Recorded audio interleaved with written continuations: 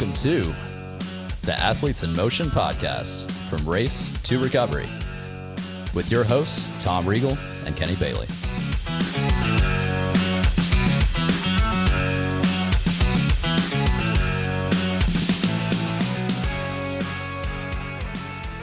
Hey, Kenny, how you doing? I'm fantastic, Tom. How are you? I'm fantastic as well. We have Lorrie Huegel with us today, who's an athlete of mine. I've coached Lorrie, and we're going to get Lorrie's background story. She's got a really good story of perseverance that we're going to talk about. And a or little stubbornness, bit of one of the two, right? Yeah, and a little bit of craziness thrown in there. You need to get a new circle of friends, Lorrie. That's all I'm going to say. There you go. And then we're going to talk a little. We're going to talk a little bit about a foundation that you rep and are part of, K-9 Project Hero, or Project K-9 Hero. Yeah. We're going to talk a little bit about that as well. But let's get some business out of the way. Is like, hey, everybody, give us 5 stars, thumbs up. Give us some reviews. Send us some notes. Do all that good stuff. Like the thumbs up thing is great. There'll be something floating on the YouTube to click and say, hey, make sure you subscribe.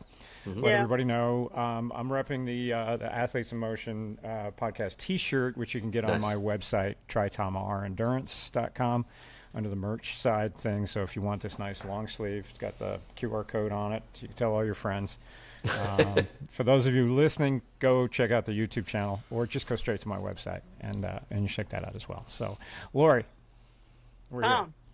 Talk to us. So how the heck did you get started in this crazy endurance sports? What did you do? You did sports growing up, right? You were active. You were bouncing around.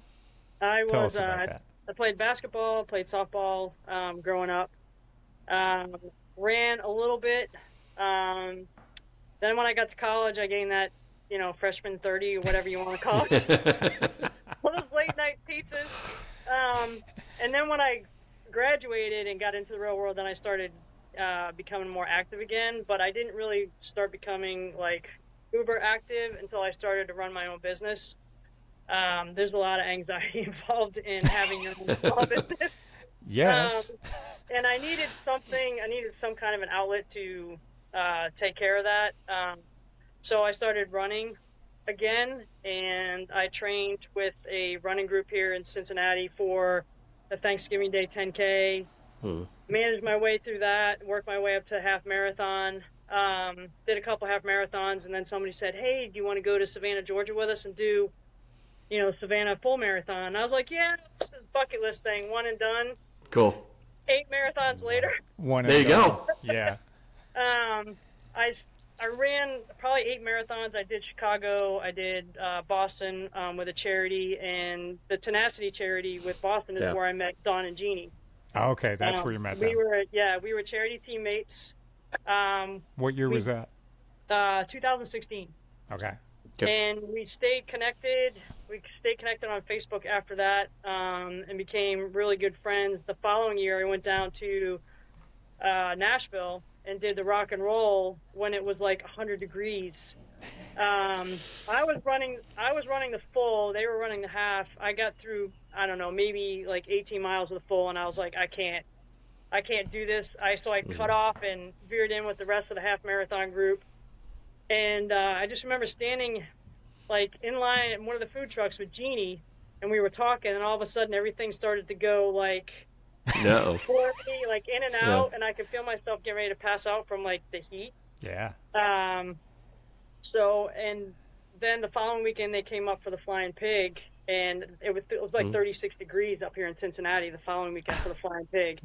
So, yeah, we went from one extreme to the other. Yeah. So, ever since then, they've come up here every weekend, every year for the Flying Pig. They're the ones that got me into the crazy Ironman thing. But before that, I took a break from endurance training for about 3 years and trained to compete in figure competition in bodybuilding. Okay. And you want to talk about going from one extreme to another? Yeah, no kidding. I did that I trained for like 3 years, and then COVID hit and just kind of blew it all up. And I needed something to motivate myself again. So Dawn's like, hey, why don't you do an Ironman race with us? So I signed up for Chattanooga half and full that year. Mm-hmm. Wow, both feet just went for it. Yeah. Head first right in, and 8 weeks before the half, this is 2021, 8 weeks before the half, I had some severe knee pain, and I knew it was meniscus or something, so went to my orthopedic that I've been going to since 2013 and had an MRI, and he's like, yeah, you've got, torn meniscus in there. I was like, well, I'm supposed to do a half Ironman in 8 weeks. And he's like, okay. He's like, here's what we're going to do. He's like, I can do your knee clean out next Friday. He's like, obviously running's going to be a problem. He's like, but swimming and biking isn't going to be an issue. So I had the knee clean out. He clears me to participate in the race. He's like, when you get to the run, don't run. If you just walk. He's like, if you don't finish, you don't finish. I was like, all right, no problem. So I got through like 65 miles total. I didn't make the run cutoff. My knee was like swollen. Oh God, yeah. It was awful. So I just, I was like chalked it up to like, okay, well, I probably shouldn't have been out here anyways, but I paid the fee. I wanted to get the half Ironman experience just to see what it was going to be like in September when I did the full. Yeah. So they cleared me for full activity like 2 weeks later, and every time I tried to run, I was getting stress fractures in my lower leg because I had no cartilage left in there. That was like the third clean out I had since I was a kid. And he's like, some people can go bone on bone for years, some people you can't. And he's like, well, we can try these things. We can do orthovisc, we can spin platelets and inject them, and all that's not covered by insurance. So I'm like, I'm not going to pay out of pocket for something that may or may not help me. Yeah. So let's just look at the knee replacement route. So that's pretty much what I did that December. And I already had my deductible paid and my maximum out of pocket. So I was like, well, I might as well just go on and get the knee replacement. So December of 2021, I've got 3 implants in my right knee, basically. Wow. And yeah, he told the surgeon's like, well, your running days are over. And I'm like, well, we'll see about that. Famous last words saying that. Well, yeah. Tom, you know me well enough that I can't just sit around. So I spent like a year rehabbing, and then I think it was June of 2023. Dawn's like, hey, we're going to Augusta to do the half Ironman in Augusta in September. You want to come join us? And I was like, and at the time I had been biking for a couple hours. I was walking on the treadmill, doing a little bit of swimming. I was like, yeah, let me just get in the lake and start swimming a little bit. I'll come to Augusta. So I went to Augusta. I ended up finishing the half. Nice. And I was all pumped up. And I was like, all right, I'm going to go back to Chattanooga and redeem myself.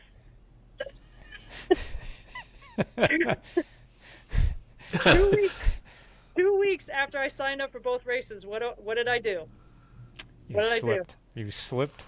I slipped on the ice with my arm out and basically blew up my shoulder. Which was 2 weeks after you reached out to me for coaching, and we said, okay, great, let's get this started. We'll get your program going. And then I get this note, it's like, I completely shattered my shoulder. So put you in bubble wrap is what we need to do, basically. So I kind of fell, and I might be an issue with me swimming for a little bit. Might but be an issue. I knew it was bad because my shoulder kept dropping out of socket. So basically, I dislocated. That's a red flag, yes. Yeah, I dislocated it to the point where the glenoid bone was broken, the labrum was torn. My surgeon said it looked like a bomb went off in my in the joint, and all my rotator cuff ligaments were distended. So he had to re-anchor everything. That's major surgery. Broken bone. Yeah. So I had the MRI, and he comes into the exam room, and he's like, "It's like, you're not racing this year." And I'm like, "What?" He's like, you're not racing, and he's like, and you're lucky if you're going to be swimming this year. And I'm like, well, wait, I got 2 charities I'm racing for. One in May and one in September. I can't just say, hey, I'm sorry, I can't raise money for you. I'm like, there's more than one way to get down that river.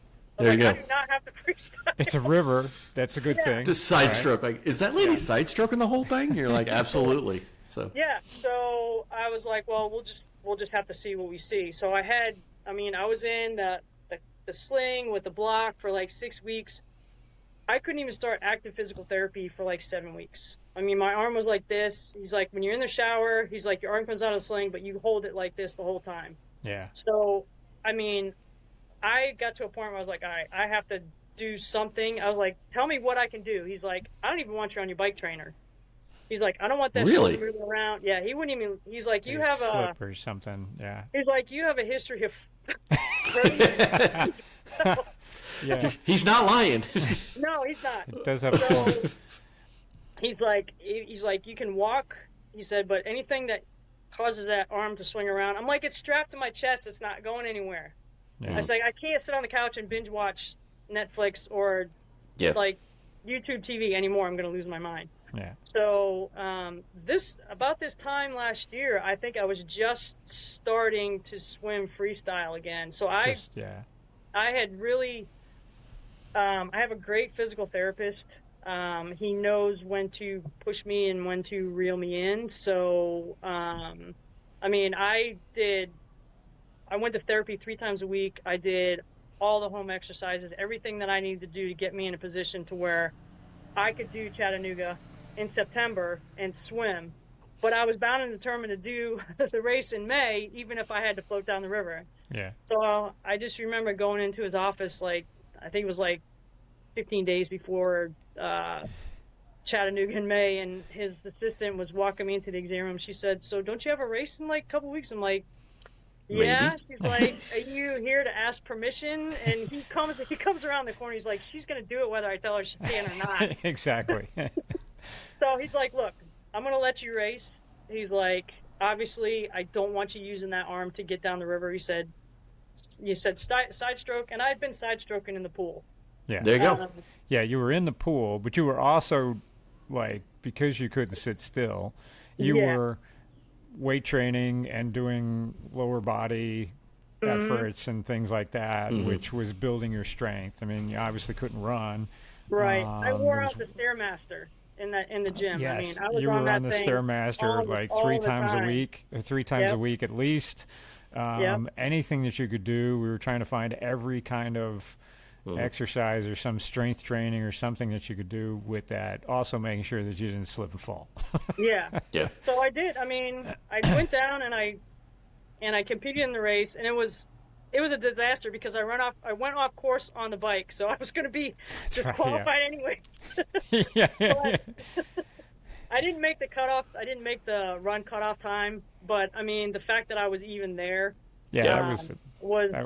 was huge. And to top it off, I had a bike that I had never ridden before, so I get to Tom's house, and I have this Trek Speed concept, and I was like, Tom, I need you to give me a quick fit to this bike. And I get on, and he's got all the dots and everything taped on me. He's like, so when's the first time? He's like, how often have you ridden this bike? I'm like, this is the first time I've been in this seat. And he's like, don't ever do that again.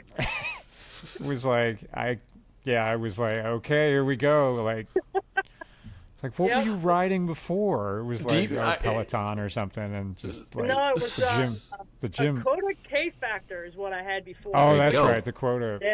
Yeah. Okay. So I have to ask though, it's fascinating to just hear, like, you just don't give a damn. I mean, you have this sort of like, if I blow up, I blow up. If I don't finish, I don't finish. Was it like that when you were a kid too? I mean, when you were playing basketball and or is it just something that you're like, no, I was like that when I was a kid too, because the position I played when I played softball was catcher, because and I played it not because I wanted to, but because nobody else was dumb enough to do it.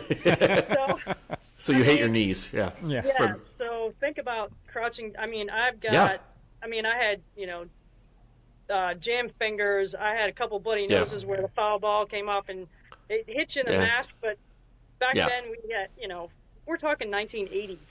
So girls softball equipment was like the baseball team's hand-me-downs from the previous year. Totally. So we didn't exactly have state-of-the-art stuff. So it was, basically I lived my life with reckless abandon as a kid. And I kind of still do as an adult. I've gotten a little smarter about how I do things, especially after this past year. I got to be I spent this past winter really focusing on getting stronger. And it's paid dividends on the bike. I mean, I'm getting an extra 1.5 miles, almost 2 miles, on one of Tom's insane cycling classes. And my FTP is like 7 points higher than it was in September. So, Good. You know, I'm working on, you know, getting stronger. But without Tom, I never would have made it through There you go.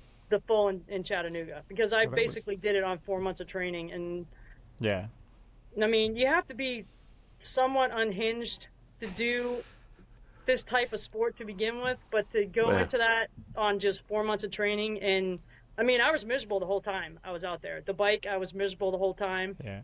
I remember telling Jeannie, I was on my third loop, and I pulled into Jeff Kessler's aid station out there, and Jeannie was there, and she's like, "What do you need?" I said, "I need a Coke, and I need the rest of my Pringles." And she's just shoving Pringles in my mouth. And I'm drinking Coke, and I said, "If I ever talk about doing a full Ironman again, please punch me in the face." And what was it, like 3 weeks after the race? I said to Tom, I said, "Guys can do it."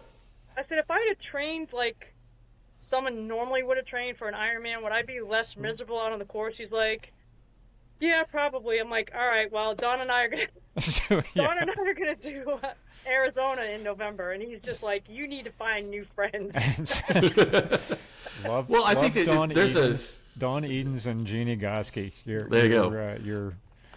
But there's a testament to just having that sort of will for ignorance, right? Of just like, let's just see what happens. I mean, not to the point where you injure yourself, but to the point like you were fatigued. You didn't put yourself into physical danger. Well, not too much physical danger, dehydration and all that fun stuff. But it's, you know, what the heck? Let's just see. I mean, now at this point, you're doing a mental test is what you're doing. Right? Like, how can I mentally get past this fatigue that I don't like, this thing where this sucks, but I'm going to keep moving forward. That's a huge testament. It's fun to listen to, right? Yeah. Right. Well, the great part of working with Lorrie is the fact that her tenacity of doing this thing. So, her ability to just go, "I'm going to do it anyway," and the fear of failure is not there. It's like if the failure happens, it happens. Yeah. Right. You were much better at grasping that than a lot of other athletes that are fearful of failing. Yeah. Like, and what does failure look like? Like, well, you just didn't finish. Well, screw it. Oh well, whatever.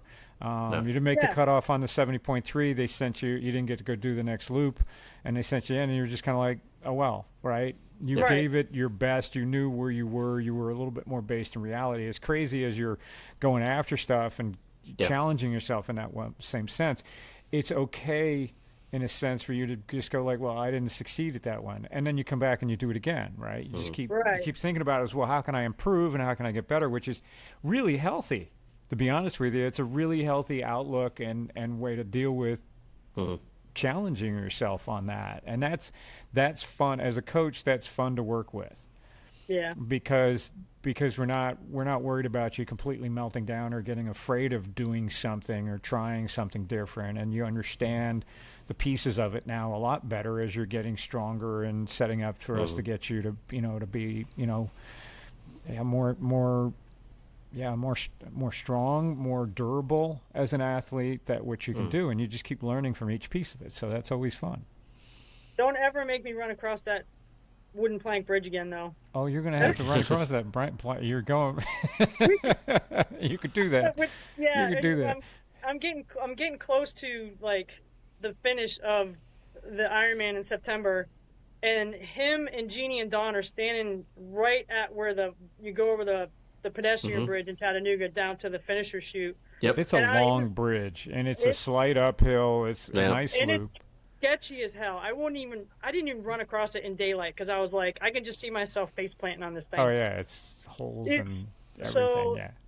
The guy's like, he's like, if you can get across this bridge in 10 minutes, you'll be declared an Ironman. And I'm like, okay, piece of cake. I can walk across this bridge in 10 minutes. Tom's like, you're not going to walk. He's like, you're going to run. And I'm just like, what? And he's like, I know. He's like, I know your legs are telling your brain that they're tired and you can't do this. He's like, but you can do this. So I'm like, I'm hanging on to his backpack. He's in front of me. Dawn's next to me, and Jeannie's got her phone out in flashlight mode. running next to us, shining it down on the planks. So she doesn't trip. But the whole time I was cussing. If we walked, we wouldn't have made the 10 minutes across that bridge. That's how long Yeah. the bridge is. We wouldn't have made it at all. And then we kept running, made you run a little bit past that, kept going. And then I was like, there was one other person in front of you. I was like, let's go catch this one. I was trying to like egg you on. You're like, no. And you like slowed down a little bit, but then we started on the downhill and it was like, let's run a little bit more. And we started running a little bit more and we passed that person. So ultimately you were not the last finisher. You were second to last finisher. You were second to last. So that was that was another thing you kind of checked the box. It was like, I don't care if I'm the last finisher, but I don't want to be the last finisher. Yeah. Right. That was part of in that thing. So you weren't the last finisher. You got down there, you got to ring the bell as a first timer and and what does the medal say? And run that. It says finisher. It doesn't. The medal says finisher. It doesn't say second to last finisher or first finisher. It just says finisher. Yeah. There you go. And all I kept Did you get the thinking about tattoo? I do. There you go. There you go. He has a special tattoo. I have a very special tattoo, and it took me like 3 months to decide exactly. Tom's going to put an image on that when we. Yeah, you have to send me a picture of it, and I will. I'll post an image It had to have something to do with the Ironman, but it also had to have personal meaning because of the organization that I race for, K-9 Yoube, and I mean, I'm sure we'll talk about that in a bit, but that was, if it hadn't been for me racing for that organization and the way that I feel about what they do and how passionate I am about their organization, I probably wouldn't have finished the race. I would have been thinking about Tom's story about demon babies when I was out there on the river walk at like 11 o'clock at night, and would have been like, I'm done. Yeah. I'm out. Tapping out. It's funny how the why kind of helps you get across that line. Did you say you're doing Arizona this year then? Is that true? Yeah. And the water temperature scares me. That's the one thing. Too hot or too cold? Cold. The year Dawn and Jeannie did it, the water was 57 degrees, and hypothermia was like real, a big deal. So that's like a mental thing right now that I'm going to have to get over. I mean, I could probably go out in the lake right now. Right now, our lake's probably about 63 degrees, and I could probably start swimming out there, but I'm not cold ready. acclimation. The cold acclimation you need to do until Arizona, though. Right. Arizona could be anywhere from 70 degrees to 57 degrees. It doesn't. I mean, take a pick. When I did it, it was upper 60s. It was perfect. Right. Yeah, she wasn't said an issue. Just a really, it was just like a really odd year for the water to be cold. So So outside of that, how are you feeling about your training so far? I feel really good. I feel this is probably the healthiest I've been in a few years. Knock on wood. Yeah. I feel really strong. Like I said, I spent the winter really focusing on like the leg strength, because I know I'm not going to be running any full marathons. I do run intervals, but I've never been a fast runner, so probably the bike is going to have to be my strongest part of the race. And that's what I've really kind of been focusing on over the winter. Yeah, I had a buddy of mine that didn't have cartilage in either knee, and he thought he couldn't do Ironman. And I'm like, yeah, but you swim fairly fast and you bike fast. And if you get off the bike, you got 7 hours to walk this thing. I did. And that's he's what I did. He's a 2-time Ironman. So, if you do decent on the first two, just keep steady on the third one. You get another medal that says finisher. Hopefully third to last this time. That's it. Relentless forward progress. There That's all it is. Don't forget to bring a spare tube. Yeah. That too. Yeah, right. Yeah. And know how to change it, but definitely bring it with you. So if you've got that. Yeah. So is your bike your strongest discipline then? Is that what you feel like? Yeah, I do. Okay. I don't think I was very strong in anything last year, but I think right now my strongest part is the bike. That's what I've really focused on. I didn't do any swimming from like September. Is the first time I got in the pool was in January when I came down to Nashville for Project K-9 Heroes event. Dawn says, "Hey, let's go swim at the rec center on Friday morning." I said, "Okay." So I didn't sleep at all Thursday night. I was so like jacked up from getting Volunteer of the Year. That's and neat. I slept maybe 2 hours, and Dawn's like, well, do you want to go swim? She's like, I really don't have any food. So I had like a cup of black coffee and 2 peanut butter crackers. And I'm like, let's just go now before my body figures out what the hell I'm going to do. And I swam for an hour, and I hadn't swam in like probably 3 months. And my shoulder was like, oh my God, what are you doing? Yeah, what are you doing? So, and then I've kind of built my way up since then. I didn't want to, stop swimming. I didn't want to swim just once and then take another couple weeks off. So if I couldn't get to the pool, I was on the rowing machine. So, there you go. Yeah, I need so good. Yeah, I need to. So the progress is going well. Yeah. You feel like the plan is, like you said, just any slippery objects, anything with stairs that may make you fall or anything else, we just sort of put you in a bubble wrap. I made it through the winter. Yeah. And winter up here we had a couple of weeks where we had quite a bit of snow and ice. So, and I was training with a running group at the time for the Flying Pig, which was a couple weeks ago. And I was like, look, anytime the sidewalks are sketchy or anything like that, don't count on me being here. I'm going to go to the treadmill down. I'll be on the treadmill. I'm not taking any chances. There you go. Sorry, before we go any further, you have to explain to me what the Flying Pig is, because it sounds fantastic, and I think I want to go do it. So it is, last year it was voted the #1 marathon in the country. Nice. I think this year it was like, they voted at #2. It is the best weekend-long, event you can possibly imagine. So they've got a beer mile on Friday night. So you can sign up for the 5K, the 10K, the half marathon, the full marathon. There's a little kids run. There's the final mile. There's the Flying Fur, which you run with your dog. Of course. Okay. So you can do. This is in Cincinnati? I'm sorry. This is in Cincinnati. Got it. Okay. So the 1 mile run, the beer run is, they kick it off Friday night with a beer run. And then Saturday is the 5K, 10K, the Flying Fur, and then all the kids' events. Yeah. And then Sunday, the half marathon and the full marathon start at the same time. But it's all weekend. Their expo is probably one of the best expos in the country. Cool. I know she's not the director of the Flying Pig anymore, but Iris Simpson Bush was the director of the Pig for 25 years, and she did. What's the history of why it's a Flying Pig? Do we know? It has something to do with the city of Cincinnati. I couldn't tell you why. Usually the story starts with like 2 drunk guys, right? Could be. That's how I think bobsledding was invented. 2 drunk guys on the top of a hill, and they're like, I bet you won't go down. Yeah. I bet you I will. Yeah. All right, and then we have an Olympic sport. That's my theory on everything. That's the most dangerous statement in a friendship is, I'll do it if you do it. And that's the joke between Dawn and me and myself, because that is a very dangerous statement to make, because one of us is going to be like, okay. Yeah. Then all of a sudden you have a Flying Pig event, and and there you go. So that sounds like fun. When is it Flying Pig, for those that are listening? It's always it's always the first weekend in May. So the marathon and half marathon are always the first Sunday in May. Okay. So, mark your calendars for next year, folks. Yep, it's a blast. So you can do multiple races. Sign up. Yeah, you can do multiple races. You can do. We always do the 3-way challenge. So we do the 5K and the 10K on Saturday, and then we do the half marathon on Sunday. Nice. So, yeah. It's a good challenge. Yeah, it's a lot of fun.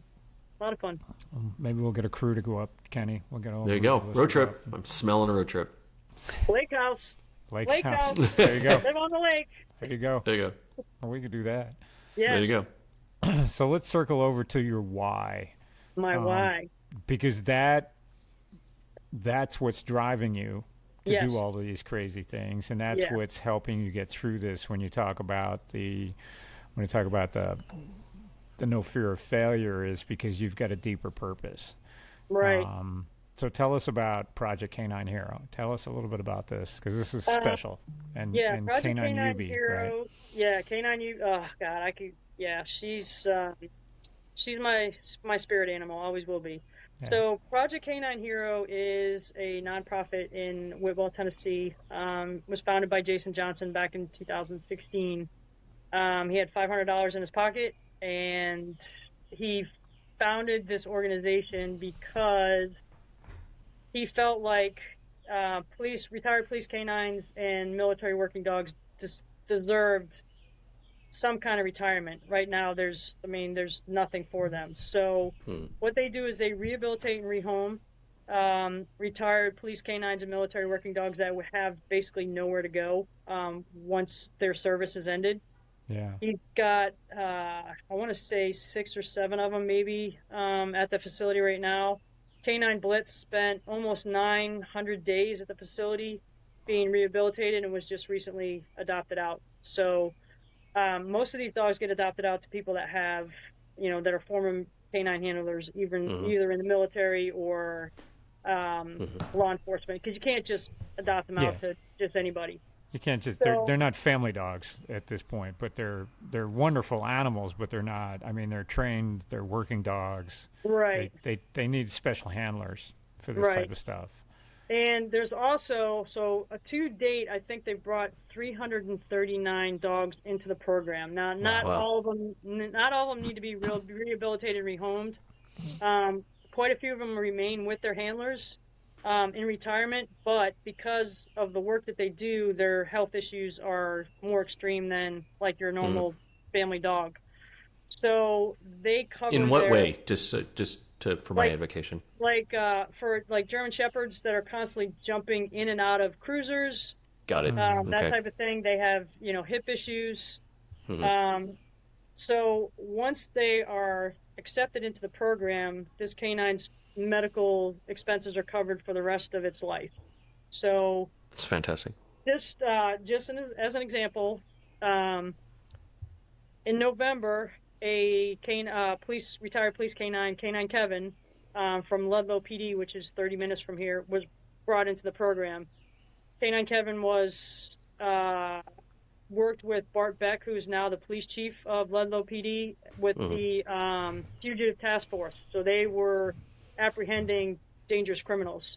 And Kevin he's saved Bart's life a number of times when they were trying to apprehend a fugitive, because the fugitive was focusing on the dog and not Bart. There was a time when the fugitive had a gun to Bart's head, and K-9 Key sent K-9 Kevin in, so his attention turned to the dog, and it gave Bart enough time to react to where so basically the dog Kevin saved his life. Yeah. So after a couple years of working, Kevin started to become unreliable, and they couldn't figure out what was wrong with him. They started going back to the basics. He just wasn't getting it. He was going in and working every day, but he wasn't working up to his usual standards. So they retired him. Well, a few weeks later, Bart noticed that there was something wrong, like in his jaw. He felt a lump, and it was cancer. Wow. So Kevin had cancer in his jaw. It was to the point where the tumor was growing up and splintering his lower jaw. Wow. So the dog, he was in pain like all the time, but he was working. Trying, yeah. So trying to work. And by then he was off the city's payroll. So, that $7,000 surgery falls on Bart, because he is now, he's the so owner. So he paid for the surgery, and he's trying to find a way to, get some kind of assistance to pay for the surgery. Well, he found out about Project K-9 Hero and applied. It took a year for his application to get around to them. And they called him Thanksgiving weekend and said, hey, we're going to bring Kevin into the program. We're going to pay that vet bill in full right now, and his medical expenses are being covered for the rest of his life, which is a huge financial commitment, because right now Kevin's only 6 years old. I mean, if he remains cancer-free, he could live for another 6 or 7 years, and that's a lot of money that they're going to pay out for this dog over for the remainder of his life. Yeah. And I actually went and met him in person back in February. I wanted to have a face-to-face with him, because I wanted to introduce myself and say, hey, I'm a volunteer for this organization. I was only going to spend like 15 minutes with him, but I spent like 2 hours talking to the guy. He's a great guy. He basically told me a lot of things about himself and how he got started handling canines, because he never had the desire to be a K-9 handler to begin with. He just, something ended up happening, which I thought, I said to Project K-9 Hero, I said, I think it's a good idea. I said, if you have anybody come into the program that's within an hour or two from me, let me know. I'll be glad to go meet them, because they put bios out about the dogs when their dog comes into the program. But I think it's kind of interesting to get some information about the handler too. Yeah. So I kind of went off track there, didn't I? But That's okay. that's what they do basically. They, like I said, they've brought 339 dogs probably into the program so far.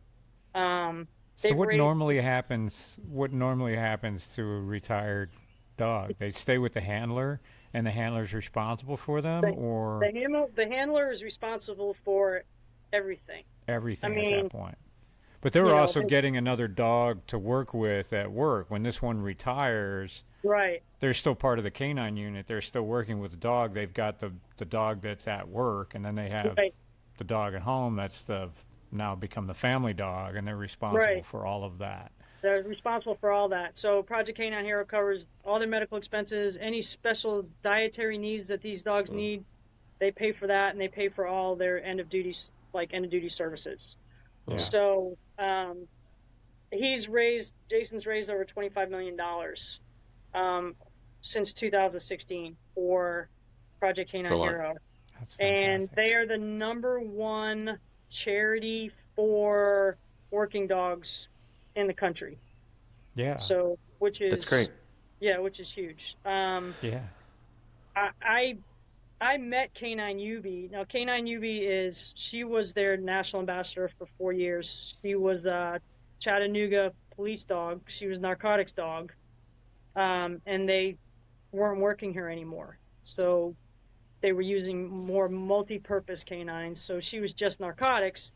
So she just spent a lot of time in her kennel. They weren't working her. She was in her kennel the whole time. So I think a couple members of Jason's staff went down there to tour Chattanooga PD and see what was going on. And, there was Yoube in her kennel, and they were like, well, Sheena was like, well, who's this? And they're like, well, that's just Yoube.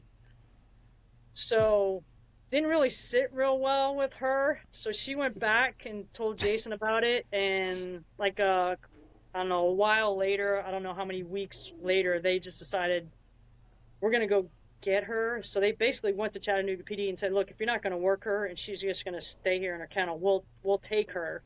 So they took her, made her the face of the organization for 4 years, and she took Project K-9 Hero to a whole nother level of Neat. I don't want to say notoriety, but basically she helped bring visibility, right? So you can at least visibility. Yeah. And I met her when I went down to do the half in May. Jason said, hey, if you're going to race for our organization, come down for the facility, take some photos, with Yoube. And Dawn and I went, and we spent an hour there, and I was just completely blown away with everything that they do, everything they stand for. Mm-hmm. And I kind of had this emotional connection to this dog that's not even mine. Mm-hmm. And that's how the whole Team Yoube thing got started. Yeah. And as I was training for Chattanooga Full, she lost the ability to use her back legs. Wow. She had a tumor on her spine that they removed, and it was causing paralysis in her back legs. So the whole time I'm trying to train to get through an Ironman, she's going through rehab to use her back legs again. So I wasn't prepared for, when I met her, I wasn't prepared for the type of journey I was getting ready to go on through the training and, the emotional attachment I was going to have with her through the whole thing. Yeah. And then when I went to Chattanooga to do the full, Jason Johnson asked me when race weekend was, and I said, hey, in 2 weeks I want to come to the facility and see Yoube. He's like, well, she's going to be at the veterinary care group in Chattanooga doing rehab because he had to go overseas. He's like, can you go spend some time with her while you're there? So Saturday, after we did bike check and everything, Dawn, Jeannie, myself, and Tom went down to the veterinary care group and spent like 45 minutes with K-9 Yoube. She kept giving Tom the side eye. They all were, to be honest with you. Everybody was like some kind of shady character or something. So we spent they can smell it. They can smell it. So we spent 40 to 45 minutes with her, and then we left, and Don and I were talking to Jeff Kessler, and he's like, hey, he's like, when you finish the race, he's like, and you will finish, he said, come find me at the finish line. He said, I'll give you an extra medal.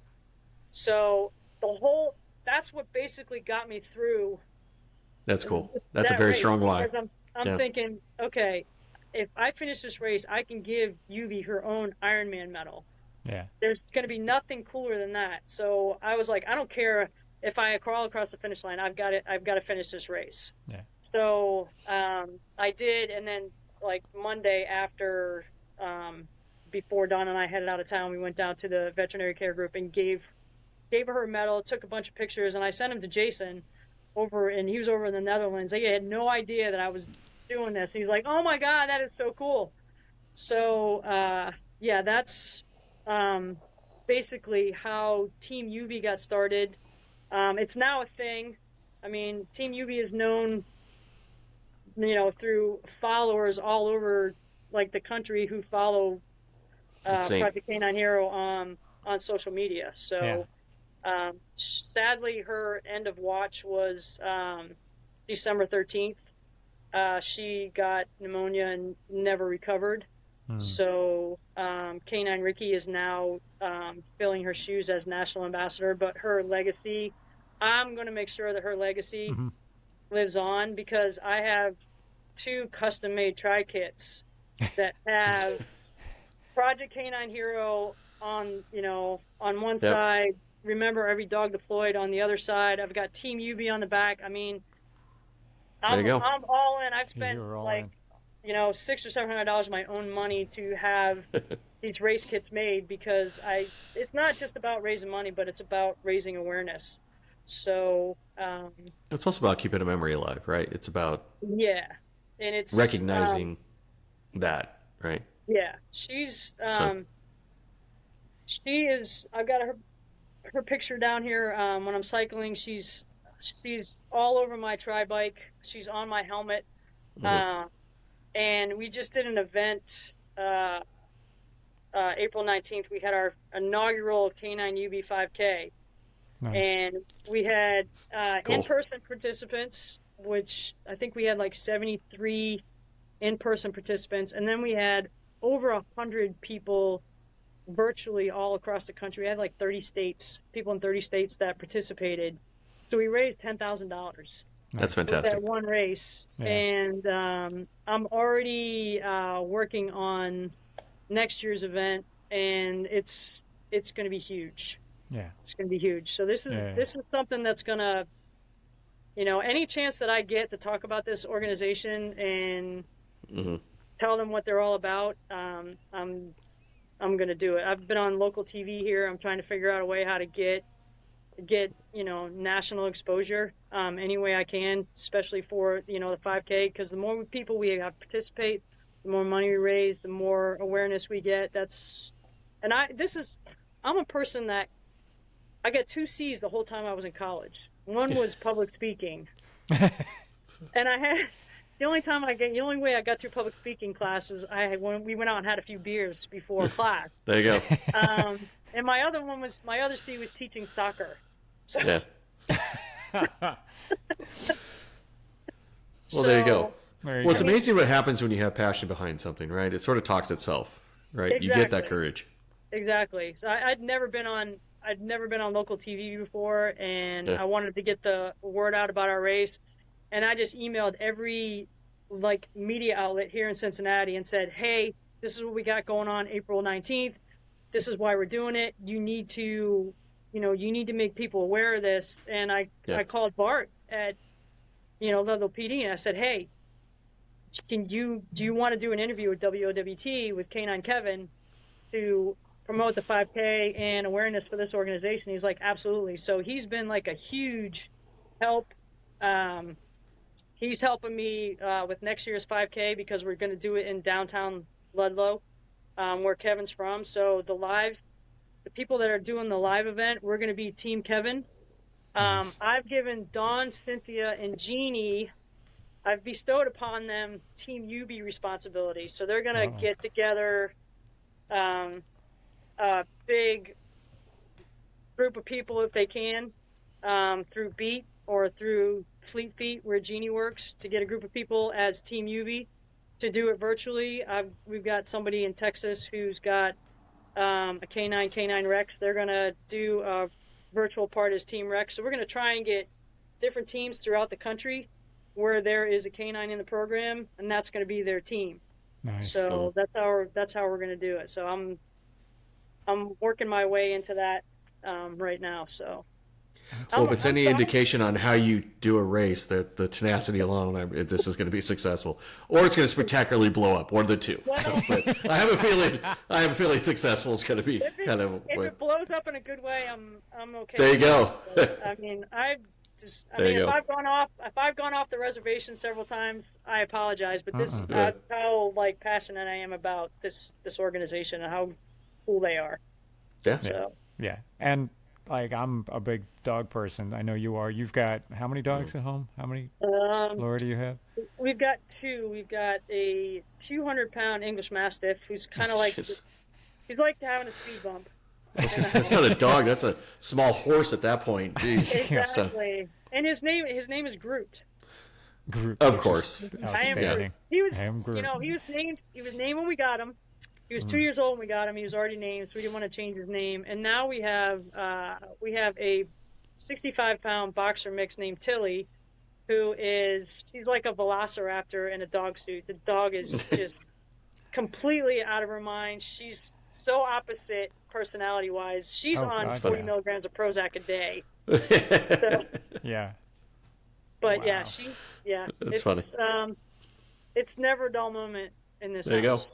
So yeah, I was never aware of the organization and about the service dogs after they retire. I mean, so this was wonderful for me to learn when I met you and started working with you and everything that you were doing, and going down there and actually getting to meet Yoube was fantastic. I mean, because I love dogs. I'm very passionate about that side of things, and just being able to see that we're taking care of them properly, because they're working hard for us. I mean, we utilize dogs for a lot of things in the military and in police work, and they're fantastic. I mean, they're amazing how smart they are, the ones that get through the program and do that.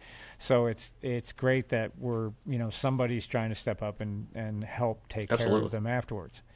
Well, it's what's interesting is when you tell people there are no government or public funds for these dogs when they retire, they're just completely shocked because they're out there protecting our communities, they're protecting our country. And when a law enforcement officer retires or you retire from the military, there's something there for them in retirement. There's nothing there for these dogs. Yeah. And I'll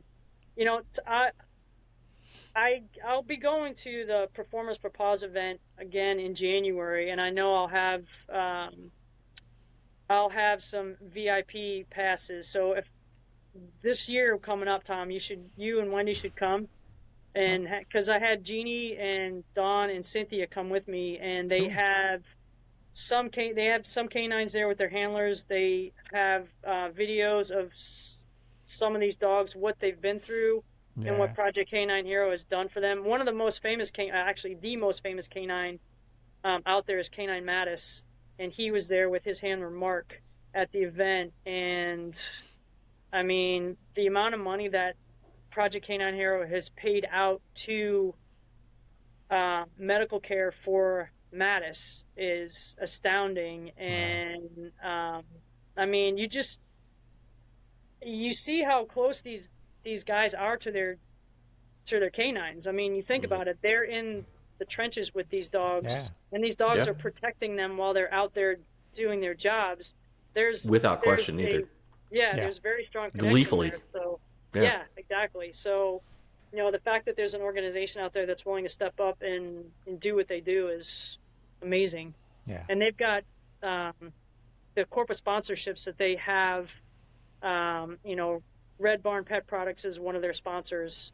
That, there's a lot of corporations out there, companies out there that are pet and dog related that help with, donations and things like that to this organization to allow them with the medical care that, that they give these dogs. Yeah. Sure.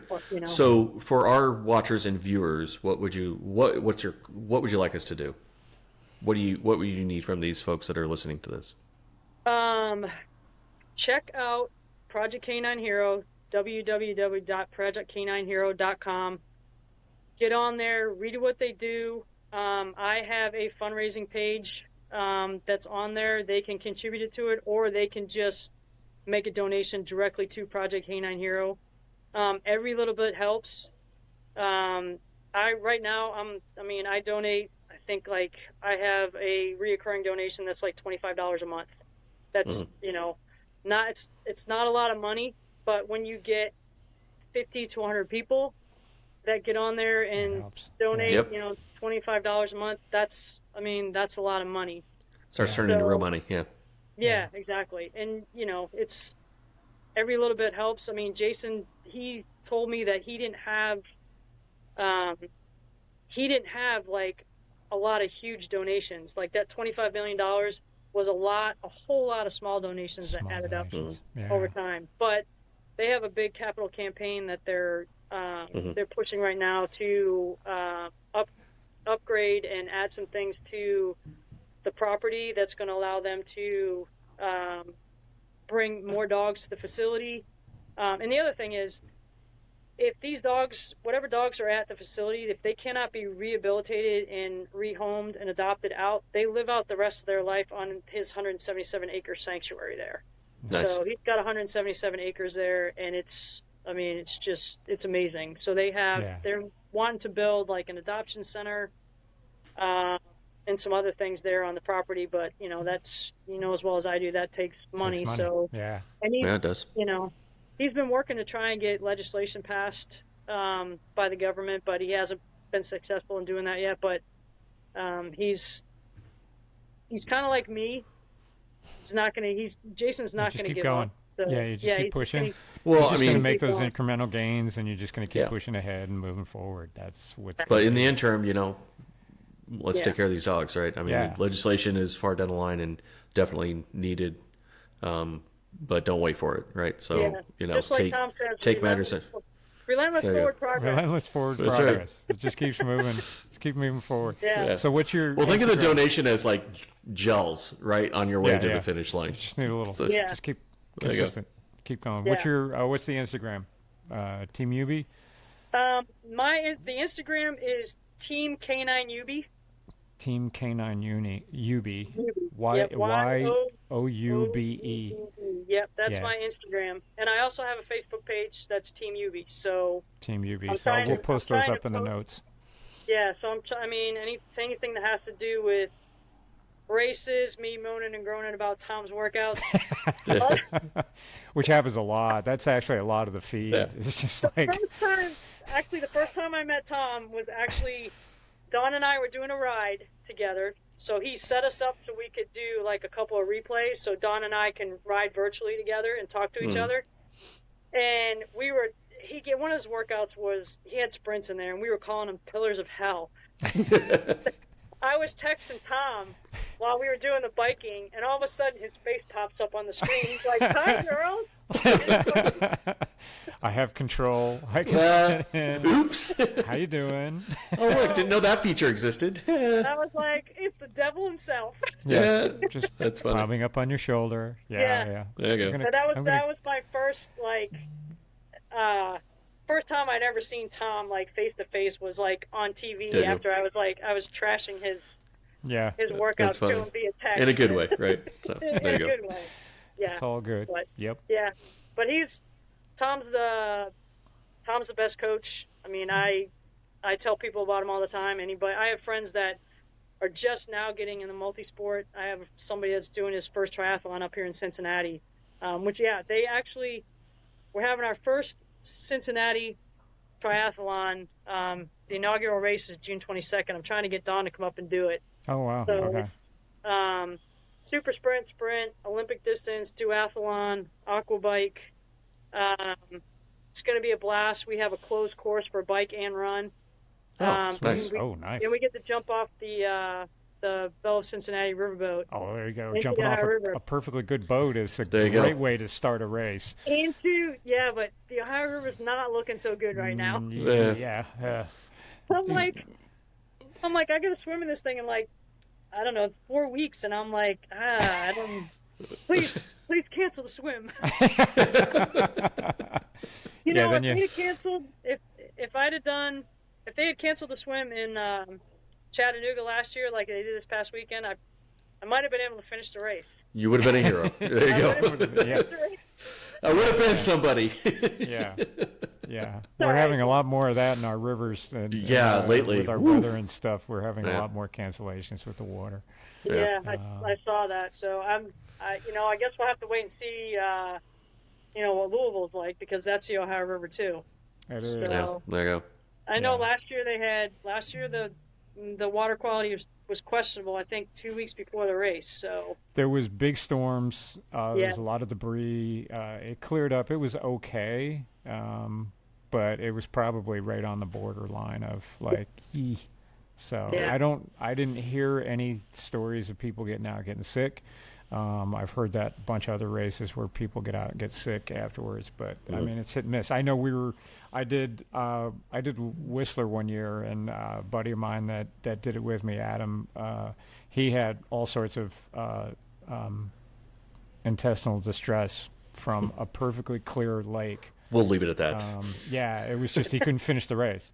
And it was just so it's there's so much that could go wrong, that way, how your body reacts, what's in the water. It could be microbes, it could be all sorts of stuff. It's totally out of your control.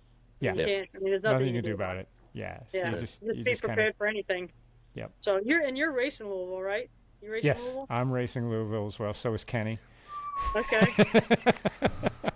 Kenny's registered for it. Let's just put it that way. We'll see. Back to that. So, did I tell you my shoulder really hurts? I got a come on. Hey, got a thing with a thing. If I can do an she is not one to make excuses to. Don't. Yeah, don't. That's not gonna fly with me. Sorry. Yeah, she doesn't. I got a burr right here. It's like, it really hurts. A little tight spot right on the top. Right here, it really hurts. Hurts a lot. Yeah, so, That's where we at. Louisville will be. 2013. I've been in Beacon's Beacon's surgery center 7 times since 2013 . So dang. Well, we're going to end that. That stopped as of last year. Yeah, they got a card. Yeah. And I asked them, like, last year when the whole shoulder thing, I was like, so let me ask you this. Is there any patient in this practice right now that has spent more time in your surgery center than I have? And he's like, no. There's a whole wing that they built because of you. There you go. I probably paid for his house somewhere on the beach. His beach house at this point, yes. Driving not up just in his house. He's driving up in his Lamborghini going like, no, you're my favorite. Yeah, exactly. Yep. But I did, and I do have something for you, Tom, when I come down there. After I finished Chattanooga, Jason Johnson, one of his people sent me an email, and she said, hey, as a thank you, we want you to go to our web store and pick out a few items and we're going to send them to you. So I had 3 things that I wanted: new coffee mug or new coffee tumbler, a sweatshirt, and a long sleeve T-shirt. That's it. That's all I wanted. I had like 2 boxes of stuff show up at the house like a week later, and one of the things he sent me 10 challenge coins to give out. So far, I've given my surgeon a challenge coin, and I've given my physical therapist a challenge coin, because they're the ones that are constantly putting me back together to be able to do this. Yeah. And there's 4 others that I'm going to give out: Cynthia, Dawn, and Jeannie, because they're my people. Yep. God love them. They're probably my 3 best friends in the entire world. And I got to give you one, because there's no way I would have ever made it through that race Well, there without you you. go. Without I without you appreciate and that. without you and K-9 Yoube. So Yeah. K-9 Yoube got There you their go. own Ironman medal. Yep. I got to give you a challenge coin for Awesome. helping There you go. me get through that. Congratulations, That's Tom. I'll be Thank bringing you. that down with me. I super appreciate that. That's fantastic. Yeah. So Yeah. So anything. I mean. So with that, I think we leave on a high note, Tom. So, yeah, definitely. Yeah, no, this has been fantastic. Lorrie, I always enjoy working with you. We've got a lot to go. I'm glad I got to meet you through Dawn and Jeannie and Cynthia. So some other amazing friends that you have. Yes. I joke about that you need new friends, but actually they're the best kind of friends to have. There you go. And they're They really good are. people. Yeah, So, they are the best. I mean, I would do anything for any one of them at any given time if they ask me to. So and they that's do the just same. what that. Yeah, that's good friendship in that. So there you go. Looking forward to following along. I'll put up on the show notes and everything all the foundation stuff, so you can follow along, track her next challenges and things that come up, and please support the organization if you can. Yeah. I'll send you a picture of my tattoo too. And send that so I can throw that up. I'll insert that in the video here as we go through, so you can kind of see it's amazing artwork on that. So cool. Everybody, we appreciate all those thoughts and thumbs up. Give us thumbs up. Give us good reviews. Hey, if there's something we need to work on, let us know. We're getting better at this. We've only been doing. I think this is episode 81. So for 5 someday years we'll get it right. Yeah, we'll get this right. We're having a good time. Anything you want to know? Fun. Questions that you have, send it out. We really appreciate it. And that gets the algorithm out to everybody else as well. So, Lorrie, thanks for being on and sharing your story. We really appreciate that. Thanks for having me on. It's great talking with you. Kenny, as always, it's great. See you on the next one. And for everybody else, we'll catch you on the next one.